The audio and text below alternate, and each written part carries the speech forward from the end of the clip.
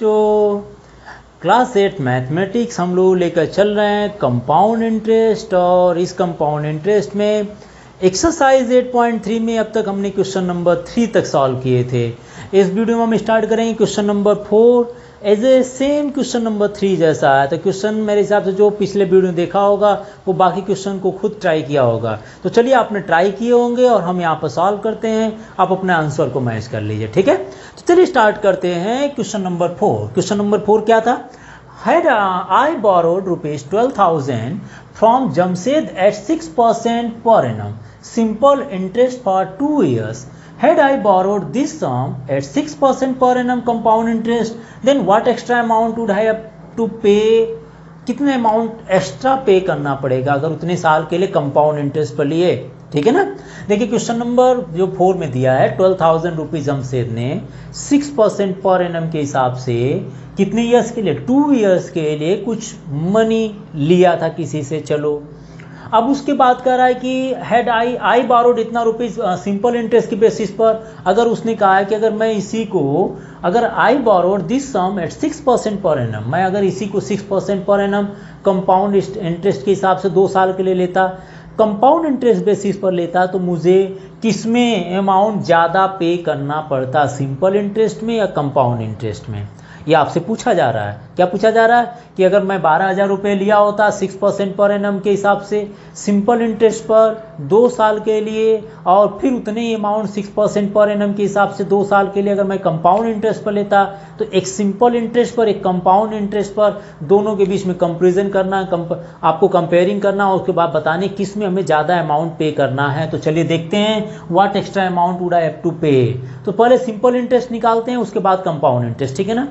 तो चलिए हम शुरू करते हैं। सबसे पहले हम लिखेंगे कि फॉर सिंपल इंटरेस्ट के लिए, ठीक है। तो सॉल्यूशन ऑफ दिस क्वेश्चन की बात करें तो हम यहाँ लिखेंगे फॉर सिंपल इंटरेस्ट के लिए हम कैलकुलेशन कर रहे हैं simple interest. What extra amount would I have to pay, extra amount पूछा कितना हमें ज़्यादा पेमेंट करना पड़ेगा, ठीक है। तो चलिए देखते हैं एक्स्ट्रा अमाउंट कितना पे करना पड़ेगा। अमाउंट तो बाद में निकलेंगे, पहले सिंपल इंटरेस्ट निकालते हैं। तो सिंपल इंटरेस्ट के लिए प्रिंसिपल अमाउंट आपका 12,000 दिया है, rate of interest is equal to 6% है, एंड टाइम टी या एन से रिप्रेजेंट कर लें तो यह आपका 2 ईयर्स का है। तो ऐसे केसेस में simple interest is equal to P into R into T upon 100 होता है। Now principal amount is equal to 12,000, rate of interest is equal to, देखिए R की वैल्यू 6% है, into time is equal to 2 years upon 100। Calculation कर लीजिए, ठीक है, और मल्टीप्लाई कर लीजिए तो सिंपल इंटरेस्ट मिल जाएगा 1200। देखिए 120 इंटू 6 इंटू 2, तो 6 2 ज़ा 12 एंड 12 2 ज़ा 12 इंटू 12 144। तो simple interest is equal to SI की जो वैल्यू आ गई वो 1440 रुपीज़ आ गई। चलिए जी 1440 रुपीज़ आ गई। तो अमाउंट इज इक्वल टू, अगर बात कर लें टोटल अमाउंट की बात करें कितना पेमेंट करना है, अगर आपको सिंपल इंटरेस्ट निकालना तो ये इंटरेस्ट हो गया, ठीक है। और amount is equal to principal plus SI होता है। Amount is equal to principal plus SI, principal amount plus simple interest. तो प्रिंसिपल अमाउंट देखिए 12,000 प्लस 1,440 ऐड कर लें तो 0404 एंड नेक्स्ट इज 4, यहाँ 1 2 एंड 1 आ जाएगा, ठीक है ना। ये आ जाएंगे कितना 14,000, तो 1 2 3 सॉरी ये 8 गलत हो गया ना।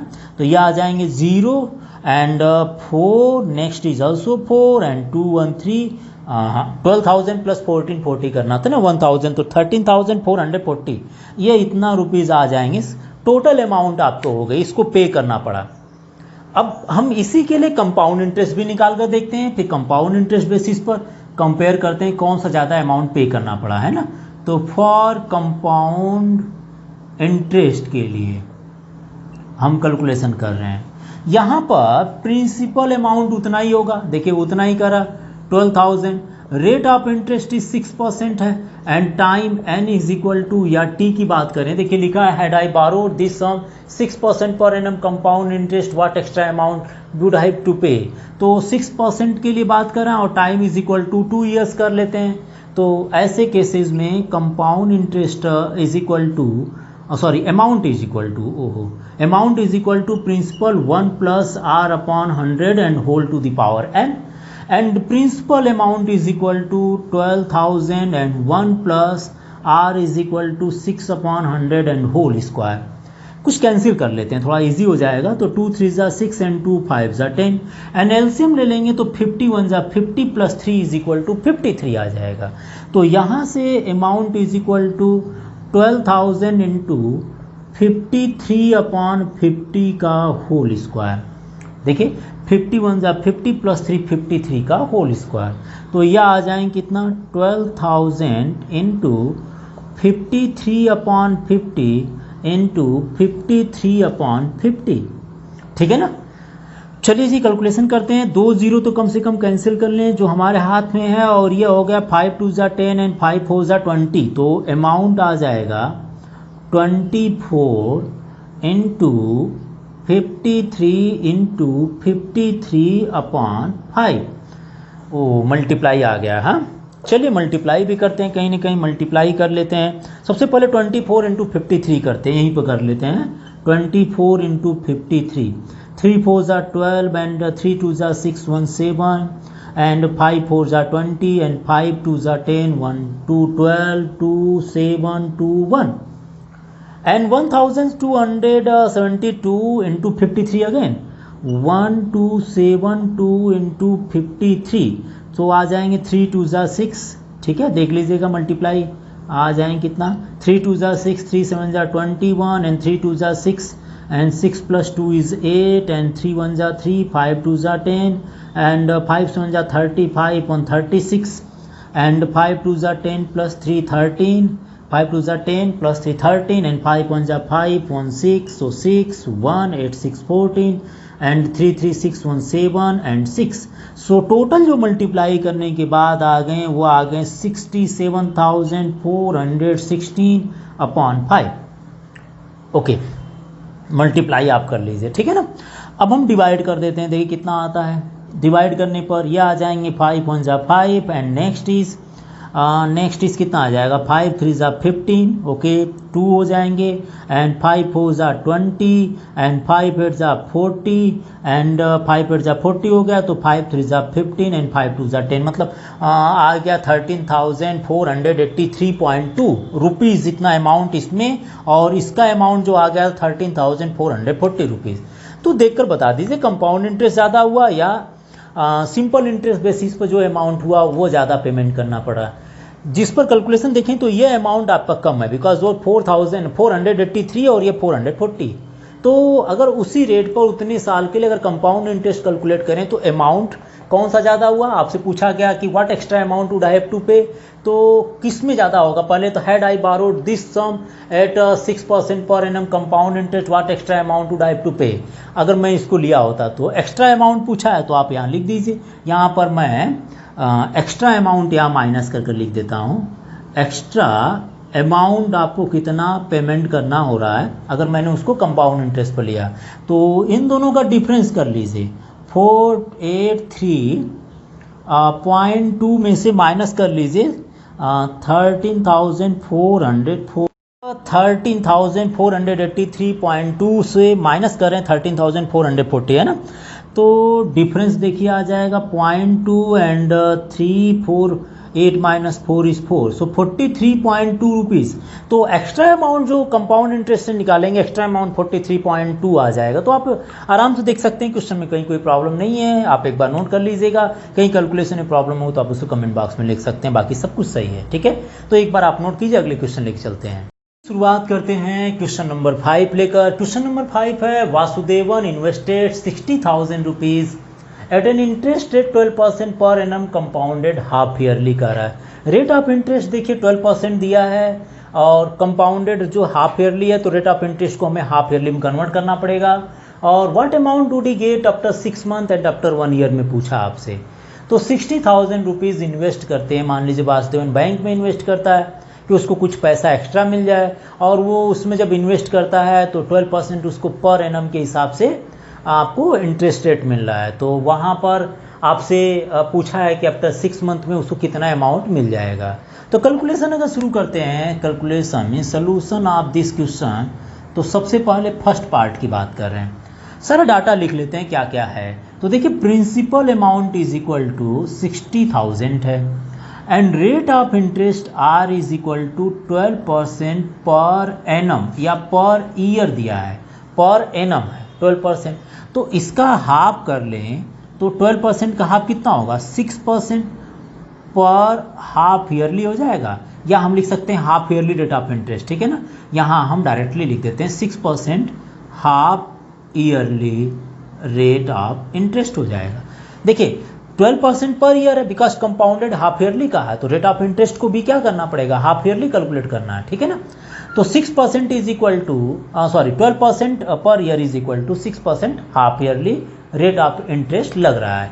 और टाइम जो दिया है n is equal to 6 month दिया है, और 6 मंथ में कितना हाफ ईयर होगा, 6 month is equal to 1 half year. भाई यही ना होगा, 6 मंथ में कितना हाफ ईयर होता है, आधा साल होता है, तो 1 हाफ ईयर मतलब एक आधा साल होगा। 6 month is equal to 1 half year हो गया। तो अब आप यहाँ से अमाउंट निकालेंगे, तो principal 1 plus R upon 100 and whole to the power n। तो प्रिंसिपल अमाउंट आपका 60,000 है एंड रेट ऑफ इंटरेस्ट देखिए 6% है and upon 100 and time is equal to 1 year, 1 half year, तो 1 ईयर हो गया। 1 हमने n इज इक्वल टू 1 लिख दिए, तो यहाँ से अमाउंट कितना आ जाएगा, अमाउंट आ जाएगा 60,000, और कुछ कैंसिल करना चाहें तो कैंसिल कर लीजिए, नहीं तो देखिए 100 into 1 is 100 and plus 6, so 106 upon 100 और मल्टीप्लाई कर लेते हैं। देखिए ये आ गया और मल्टीप्लाई कर लीजिए, तो 6 1 जा 6, 6 6 जा 36, okay and 00 is this one. तो अमाउंट आ जाएगा 63,600 रुपीज़, मतलब 3600 रुपीज़ उसको ज़्यादा मिलेगा। तो what amount would he get after 6 month, तो 63,600 रुपीज़ इतना अमाउंट उसको मिल रही है ज़्यादा। तो amount is equal to 63,600 rupees आ जाएगा। अगर वो 6 मंथ के बाद अपना पैसा वापस लेती हैं उससे at the rate of 12% per annum या 6% हाफ ईयरली के हिसाब से। अब मैं दूसरे पार्ट को लेकर चल रहा हूँ। दूसरे पार्ट में देखिए प्रिंसिपल अमाउंट उतना ही है, 60,000 है। आर इज इक्वल टू जो दिया है वो 12% पर एनम या पर ईयर, ठीक है ना, इस 12% पर एनम है, तो हम इसको लिख देंगे 6% हाफ ईयरली हो जाएगा। भाई अगर एक साल का 1 ईयर का 12% रेट लगा रहा है तो हाफ ईयर का 6% हो जाएगा, तो 6% पर हाफ ईयरली हो जाएगा। और टाइम इज इक्वल टू बात करें, n इज इक्वल टू तो 1 ईयर दिया है, और रेट ऑफ इंटरेस्ट अगर हाफ ईयरली कैलकुलेट करना है 6% हर 6 माह पर रेट ऑफ इंटरेस्ट 6% है, तो 1 ईयर में आपको मिल जाएगा 2 हाफ ईयर हो जाएगा। यही ना होगा भाई, एक साल में दो हाफ ईयर हो सकते हैं। 1 ईयर में is equal to 12 month, 12 month means 6 month plus 6 month, तो 6 मंथ का हाफ ईयर बोलते हैं, तो 6 मंथ मतलब हाफ ईयर हो गया। तो 1 year is equal to 2 half year हो सकते हैं, मतलब 2 6 महीने इज इक्वल टू 1 साल हो जाता है। अब कैलकुलेशन करना शुरू कीजिए। Amount is equal to principal 1 plus R upon 100 and whole to the power n, and principal amount is equal to देखिए 60,000 and 1 plus rate of interest is equal to 6 and upon 100 and time calculation दे दिया है n is equal to 2 because rate of interest calculate करना था compounded half yearly लेकर। चलिए जी calculation करते हैं, तो यह आ जाएगा 60,000 और एलसीएम लेकर सॉल्व कर लीजिए, तो 100 into 1 is 100 and 100 plus 6 is equal to 106 upon 100 का होल स्क्वायर। तो यह आ जाए कितना, 60,000 इंटू 106 अपॉन 100 इंटू 106 अपॉन 100। देखिए स्क्वायर कहा था, 2 बार मैंने लिख दिया बिकॉज यहाँ स्क्वायर है। चलिए इसको कैंसिल करते हैं, 2 0 से तो 2 0 कैंसिल हो गया, 2 0 से 2 0 कैंसिल हो गया, तो मिल क्या गया हमें फिर 6 इंटू 100, 6 इंटू 106, और अब इन दोनों का मल्टीप्लाई अगर मैं कर लूँ तो यह आ जाएंगे 636 इंटू 106। तो हमें वनली करना क्या है, 636 इंटू 106 का मल्टीप्लाई करना है, 636 इंटू 106, तो कितना आएगा, 6 3 जा 36 एंड 6 3 जा 18 प्लस 3 21 एंड 6 3 जा 36 प्लस 2 38 एंड 0 0 0 एंड 6 3 6, so 6 1 8 6 14 3 3 6 1 7 63 7,416 आ गया, 67,416 इतना अमाउंट उसको मिलेगा। तो एक साल means 1 year means 2 half year में 7,416 रुपीज़ ज़्यादा मिलेगा अगर आप इस रेट के हिसाब से बैंक में जमा कर रहे हैं। ठीक है, तो देखिए कंप्लीट कैलकुलेशन है, कुछ करना है नहीं, आप एक बार ध्यान से देखिए, नोट कर लीजिए, हम अगले क्वेश्चन तरफ चलें। शुरुआत करते हैं क्वेश्चन नंबर 6। हाँ, तो क्वेश्चन नंबर 6 है, आरिफ टू के loan of ₹80,000 from A bank and if the rate of interest is 10% per annum, then find the difference in amount he would be paying after 1 and 1/2 years if the rate of interest is compounded half yearly and compounded yearly, annually and compounded half yearly। मतलब question आप देख लीजिए, bank से loan लिया है 80,000 rupees, rate of interest 10% per year के हिसाब से है, आपको डिफरेंस पूछा गया है कि रेट ऑफ इंटरेस्ट अगर 10% ईयरली कैलकुलेट करें 1.5 साल बाद, 1.5 ईयर बाद, और हाफ ईयरली अगर कैलकुलेट करें मतलब 10% का हाफ ईयर का अगर हम रेट ऑफ इंटरेस्ट 1.5 साल में अगर पूछा जाए तो इनके बीच में डिफरेंस मतलब कौन ज़्यादा होगा ये बता दीजिए, तो डिफरेंस अपने आप ही निकल जाएगा। अब नहीं समझ में आया तो क्वेश्चन देखते हैं। तो चलिए हम पहले क्वेश्चन ही देखते हैं, अपने आप समझ में आया, इसमें कौन सी बड़ी बात है, छोटा छोटा क्वेश्चन है। तो शुरुआत करते हैं, सबसे पहला पार्ट लेकर हमें एनुअली कैलकुलेट करना, व्हेन कंपाउंडेड एनुअली हो।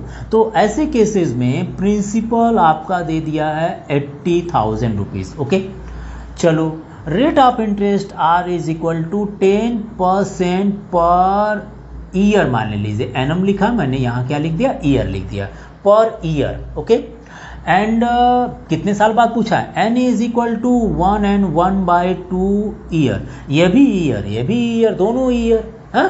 तो ऐसे केसेस में डिफरेंस ऑफ अमाउंट पूछा है, तो हम सबसे पहले अमाउंट निकालते हैं।